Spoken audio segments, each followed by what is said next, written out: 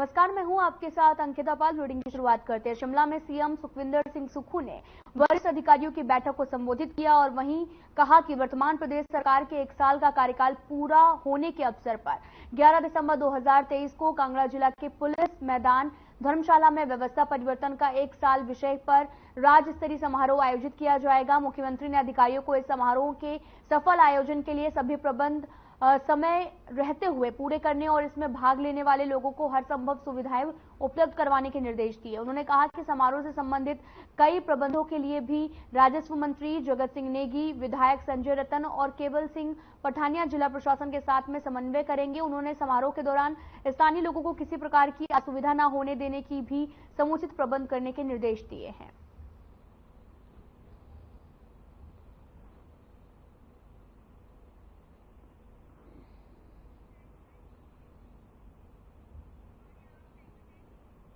शिमला में कांग्रेस अध्यक्ष प्रतिभा सिंह ने सरकार से नाराजगी जताते हुए संगठन को नजरअंदाज करने के आरोप लगाए हैं। आपको बता दें कि प्रतिभा सिंह ने कहा कि 1 साल के समारोह के बारे में उनको ज्यादा जानकारी नहीं है और ना ही उनको भरोसे में लिया गया। उन्होंने कहा कि उनको ये भी पता नहीं कि सरकार किस तरह से तैयारी इस कार्यक्रम के लिए कर रही है। और आगे उन्होंने कहा कि प्रतिभा सिंह ने तो यहां तक कहा है कि इस कार्यक्रम के बारे में मुझे बताया तक नहीं गया और साथ ही कहा कि आखिर सरकारें भी संगठन से बनती हैं। संगठन के काम करने से ही हिमाचल में कांग्रेस सरकार प्रदेश में बन पाई, लेकिन आज संगठन को नजरअंदाज किया जा रहा। और वहीं प्रतिभा सिंह ने कहा कि वे चाहती थी कि सीएम संगठन को मजबूती दें और इससे संगठन के कार्यकर्ताओं का भी मनोबल बढ़ना है और 2024 के चुनाव में संगठन काम आएगा। सभी में तालमेल बनाने की जरूरत है। उन्होंने ये भी कहा कि सरकार और संगठन में अगर इस तालमेल को हम बनाए रखेंगे तो इसमें कार्यकर्ताओं में उत्साह आएगा और चुनाव का सामना जो है वो मजबूती से कर पाएंगे। 1 साल का ये जो कार्यक्रम है इसके बारे में मुझे ज़्यादा जानकारी नहीं है। मुझे ज़्यादा कॉन्फिडेंस में लिया नहीं गया, ना मुझे पता है कि किस तरीके से सरकार इसकी तैयारी कर रही है। मुझे उन्होंने ना इंटीमेट किया, ना मुझे पता है। पर मुझे ये लगता है कि देखो, आखिरकार सरकारें भी संगठन के द्वारा ही बनती हैं। संगठन ने काम किया तभी सरकार हमारी बन पाई है। मुख्यमंत्री जी स्वयं संगठन से उभरे हुए आदमी हैं।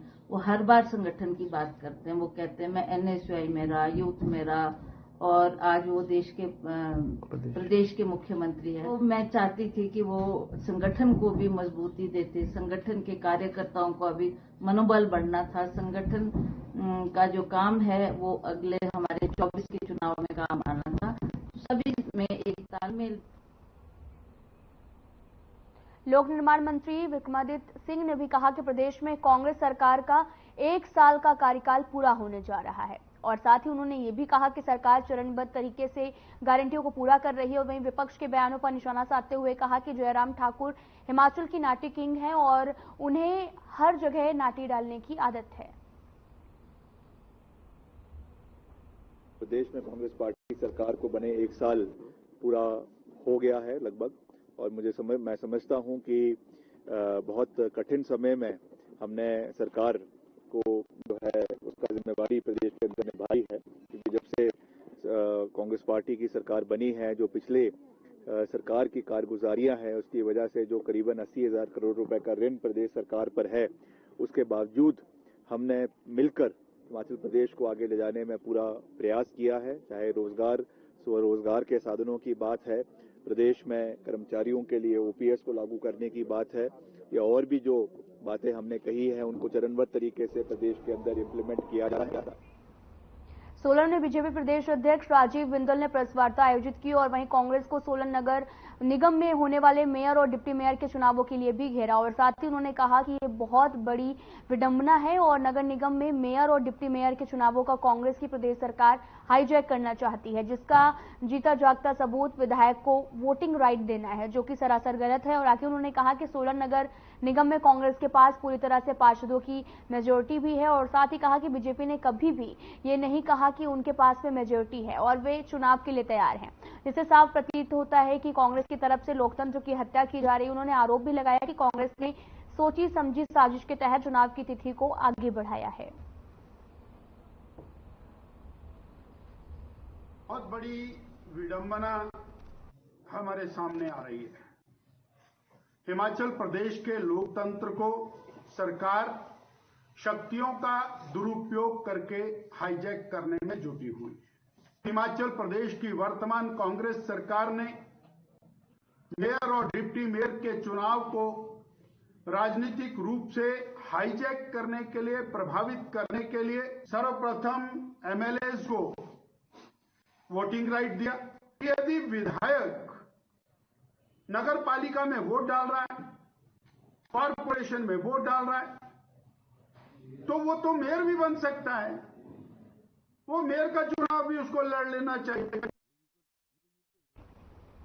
शिमला में सीपीएस संजय अवस्थी ने कहा कि आर्थिक बदहाली के दौर से गुजरने के बावजूद सुक्खू सरकार ने अपने 1 साल के कार्यकाल के दौरान सराहनीय कार्य किया और 1 साल के अंदर सरकार ने 3 गारंटियां पूरी की और आगे उन्होंने कहा कि युवाओं के लिए 680 करोड़ की स्टार्टअप योजना प्रदेश सरकार लाई है और प्रदेश के सरकारी स्कूलों में इंग्लिश मीडियम के माध्यम से पढ़ाई शुरू हुई है। वहीं संजय अवस्थी ने भी नेता प्रतिपक्ष जयराम ठाकुर के आरोपों पर बोला कि प्रदेश को केंद्र से मिलने वाली मदद में रोड़ा अटकाया गया और आपदा के समय में विपक्ष ने राजनीति की है।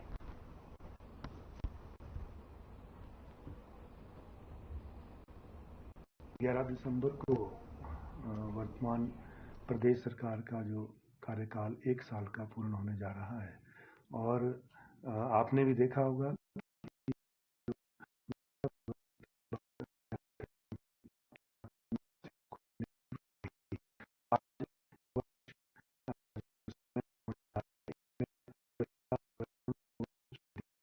जो जिस तरह से शुरुआत सरकार की हुई और आपने देखा कि जो वो सरकार जिसको विरासत में लगभग 90,000 करोड़ रुपए का कर्ज जो विरासत में मिला हो और उसके बाद अचानक आई प्राकृतिक आपदा से 12,000 करोड़ रुपए का नुकसान प्रदेश को सहना पड़ा हो, तो ये जो राशि बनती है ये राशि 1 लाख करोड़ से ऊपर की बनती है। उनके पास कहने को कुछ भी नहीं है और जिस तरह की व्यवस्था वो बनाकर गए, आपने देखा कि किस तरह से आनन फानन में चुनाव से कुछ समय पूर्व, कुछ दिनों पूर्व जो है उन्होंने घोषणाएं की, बहुत से संस्थान खोले गए, ऐसे संस्थान खोल दिए गए जिसके लिए कोई बजट का प्रावधान नहीं था, पोस्ट क्रिएशन नहीं की गई, फाइनेंस से मंजूरी लेनी होती है और आधे अधूरे संस्थान जो है वो घोषणा करके मात्र भ्रमित किया उन्होंने प्रदेश की जनता को। 5 राज्यों के चुनाव परिणाम आने के साथ ही देश में 2024 के आम चुनावों को लेकर भी माहौल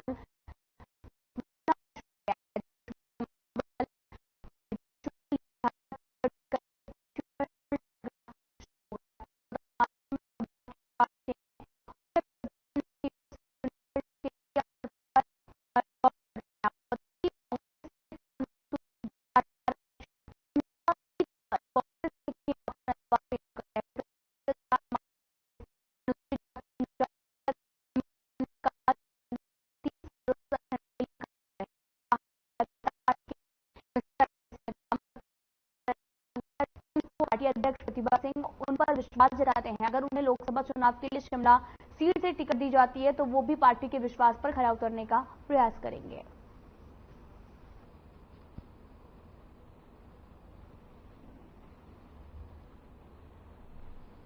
कांग्रेस पार्टी का एक कार्यकर्ता होने के नाते आज मुझे लगभग पार्टी में 30 साल जो है वो हो गए हैं। एनएसयूआई यूथ कांग्रेस, जिला कांग्रेस कमेटी, पीसीसी